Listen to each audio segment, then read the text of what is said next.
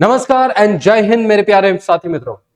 India को घेर लिया गया है ऐसा कहा जा रहा है और इसकी वजह से भारत के डिफेंस गलियारों में कहा जा रहा है कि भारत के डिफेंस फोर्सेस को और ज्यादा अपग्रेड करने की आवश्यकता आ पड़ी है, क्योंकि ये जो रीसेंट थ्रेट और ये जो रीसेंट जियोपॉलिटिकल चीजें हो रही हैं भारत के इर्द गिर्द, उसके वजह से भारत के आर्म्ड फोर्सेस को और ज्यादा सशक्त करना पड़ेगा।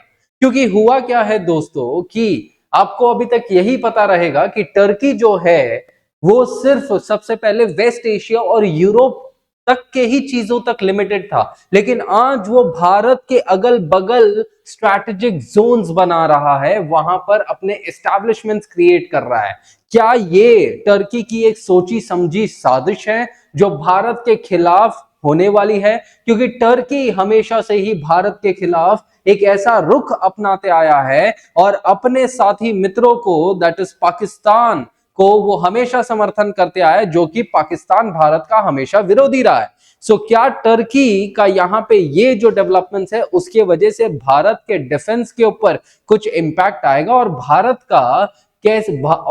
को कैसे टर्की के वजह से सराउंड किया जा रहा है और टर्की का ये मास्टर प्लान क्या है, इस वीडियो के अंदर हम देखेंगे। क्योंकि रिसेंटली क्या हुआ कि इस्लामाबाद के अंदर कुछ डिफेंस टॉक्स हो रहे थे और यहां पर दैट इज बांग्लादेश के अंदर एक इंडस्ट्रियल कॉरिडोर बनाने की बात कर रही थे। ठीक है, क्योंकि रिसेंटली क्या हो गया कि ऑन द जुलाई 8 एंड जुलाई 9 जो टर्की के फॉरेन मिनिस्टर हैं that is हकान and defence minister यासेर, इन्होंने इस्लामाबाद विजिट किया और पाकिस्तान के हुक्मरानों के साथ इन्होंने अपने संबंधों को और गहरा करने का प्रयास किया और $5 बिलियन का ट्रेड एग्रीमेंट साइन किया गया, जिसके अंदर पाकिस्तान जो कि एक बड़ा डिफेंस मैन्युफैक्चरर था ही नहीं, अब टर्की वहां पे डिफेंस मैन्युफैक्चरिंग बनाएगा, पाकिस्तान को डिफेंस से वो आत्मनिर्भर बनाएगा, वहां पर डिफेंस एस्टैब्लिशमेंट्स खोल के मैन्युफैक्चरिंग चालू करके। पाकिस्तान जो आज गरीबी के कागार पे है, वहां पर $5 बिलियन का ट्रेड किया है टर्की ने। इसके अलावा टर्की जो है बांग्लादेश के अंदर जाता है, मतलब टर्की के जो डिफेंस इंडस्ट्री एजेंसी के जो चीफ होते हैं जिनका नाम होता है हलुक, वो ढाका जाते हैं और वहां पर 2 डिफेंस इंडस्ट्रियल जोन्स बनाने की बात करते हैं, जो कि चिटागोंग और नारायणगंज के अंदर होता है, जो कि इंडिया के बहुत ज्यादा नजदीक है।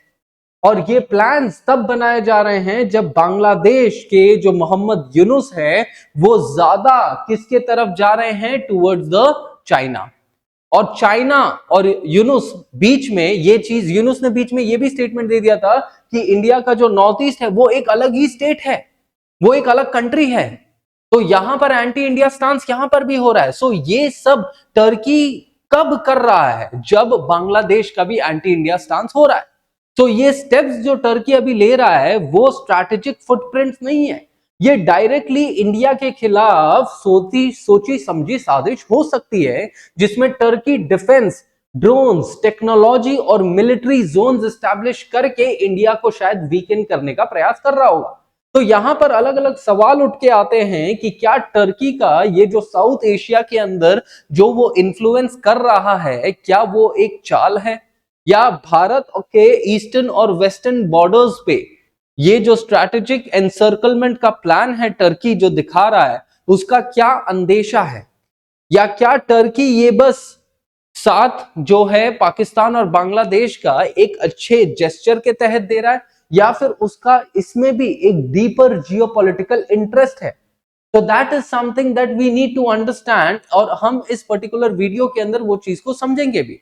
तो आज की शुरुआत हम यहीं से करेंगे कि इंडिया के स्ट्रैटेजिक नेबर्स पे टर्की का ये जो इन्फ्लुएंस है वो कैसे एक नए नैरेटिव की तरफ भारत को लेके जा रहा है।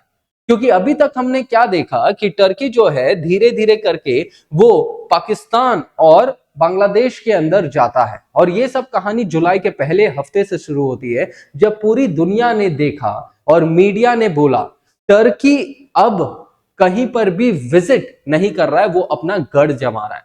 क्योंकि अभी तक हमने क्या देखा था कि टर्की जो है साउथ एशिया के अंदर वो अपने मिशंस को डिप्लॉय कर रहा है, कहीं यहां पर विजिट कर रहा है, कहीं वहां पर अग्रीमेंट कर रहा है। लेकिन अब कहा जा रहा है कि टर्की यहां पर बस विजिट नहीं कर रहा है, टर्की अपना गढ़ बनाने का प्रयास कर रहा है। और सारे समाचार पत्रों के जो हेडलाइंस है ना वो चेंज हो गए। जैसे यहां पर अगर आप देखेंगे, ठीक है, तो इकोनॉमिक टाइम्स, मतलब यहां पे तो रॉयटर्स और फर्स्ट पोस्ट का है, बट इकोनॉमिक टाइम्स ये कहता है कि टर्की जो अभी बांग्लादेश और पाकिस्तान की तरफ फोकस कर रहा है ना, वो इंडिया को टारगेट करने के लिए कर रहा है। ये कोई इकोनॉमिक कोऑपरेशन नहीं है या कोई बायलैटरल गुडविल जेस्चर नहीं है, बल्कि इंडिया को टारगेट करने का एक सोचा समझा साजिश है। और इकोनॉमिक टाइम्स एक बहुत बड़ा समाचार पत्र है। रॉयटर्स ये रिपोर्ट करता है कि जो टर्किश ऑफिशियल्स पाकिस्तान के अंदर डिफेंस और एनर्जी टॉक्स के लिए गए थे, वहां पर एक साथ फॉरेन मिनिस्टर और डिफेंस मिनिस्टर दोनों जा रहे हैं। मतलब कुछ तो भी है ना।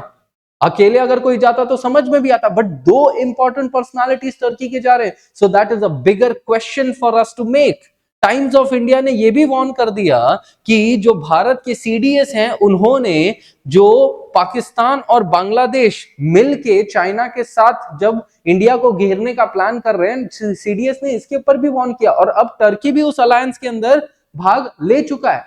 तो ये जो अलायंस बनते जा रहा है, ये कहीं ना कहीं इंडिया के रीजनल स्टेबिलिटी के ऊपर एक बहुत बड़ा यहाँ पे धब्बा मतलब रीजनल स्टेबिलिटी के ऊपर एक बहुत बड़ा सवाल उठा सकता है। और मीडिया और एनालिस्ट जो होते हैं, मीडिया डिप्लोमेट्स हो गए, एनालिस्ट हो गए, ये सब आज ये चीज एक्सेप्ट कर चुके हैं कि टर्की का ये जो साउथ ईस्ट एशिया के तरफ ये जो आना है, ये जो अट्रैक्शन है, ये एक पैटर्न बन चुका है। क्योंकि टर्की जो है वो हमेशा से भारत के खिलाफ था। कश्मीर मुद्दे पे भारत के खिलाफ, ऑपरेशन सिंदूर में उसने मदद करी पाकिस्तान की, डायरेक्टली ओपन सपोर्ट किया, उसके साथ सॉलिडारिटी जताई, पाकिस्तान के टेररिस्टों के साथ वो समर्थन दिखा रहा है। So what is this? तो ये जो स्टेप्स अभी टर्की ले रहा है, ये कोई डिप्लोमेसी नहीं है, ये एक स्ट्रैटेजिक डिक्लेरेशन है बगैर कोई शब्द बोले हुए। क्योंकि इंडिया के दोनों बॉर्डर नेबर्स पाकिस्तान और बांग्लादेश अब टर्की के इंडस्ट्रियल पार्टनर्स बन चुके हैं। और ये सब जो चीजें हो रही हैं, टर्की ऑफिशियली तो नहीं कह रहा है, लेकिन अनऑफिशियली पूरी दुनिया ने इस चीज को जान लिया है। तो यहां पर यही एक मेजर मुद्दा है कि कैसे टर्की जो है इन चीजों के ऊपर आगे बात कर रहा है।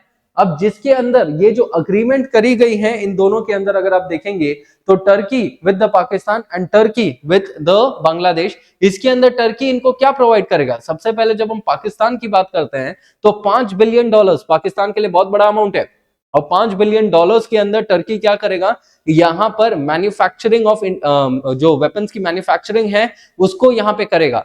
ऊपर से इनको जो है अपने जो ड्रोन्स है ना, ये टर्की का मोस्ट फेमस ड्रोन्स है और ये पाकिस्तान को दिया है। और पाकिस्तान ने यही ड्रोन्स को ऑपरेशन सिंदूर में भी यूज किया था। तो टर्की ये चीज कर रहा है। और ऊपर से पाकिस्तान का जो J-17 का जो थंडर फ्लीट है ना, जो प्लेनों का फ्लीट है जो पाकिस्तान जनरली यूज करता है, सस्ता वाला, ठीक है, उसके अंदर ये क्या करेंगे? उसके अंदर मिलिट्री अपग्रेडेशन करेंगे ताकि वो और ज्यादा इफेक्टिव बन सके। बल्कि यहां पर जब हम बांग्लादेश की बात करें तो चिटागोंग और नारायणगंज के अंदर इंडस्ट्रियल जो बेसिस हैं ऑफ डिफेंस मैन्युफैक्चरिंग वो यहां पे किए जाएंगे और बांग्लादेश को भी ये ड्रोन्स देंगे। तो भारत के दोनों भी साइड्स के ऊपर ये दोनों ड्रोन्स जो हैं वो अब रहेंगे। सो यहां पर टर्की बेसिकली करने का क्या प्रयास कर रहा है? A two front war with India. And Turkey को पता है कि China is also on a issue with India. तो टर्की बेसिकली चाह रहा है कि शायद टर्की ऐसा चाहता होगा कि तीनों साइड से इंडिया की तरफ ये चीज हो। और ये क्यों चाहता होगा अब टर्की बहुत ज्यादा? क्योंकि ऑपरेशन सिंदूर के बाद भारत ने क्या किया था, टर्की के जो फ्लाइट्स वगैरह है उसे बैन कर दिया था और भारत के लोग टर्की नहीं जा रहे थे।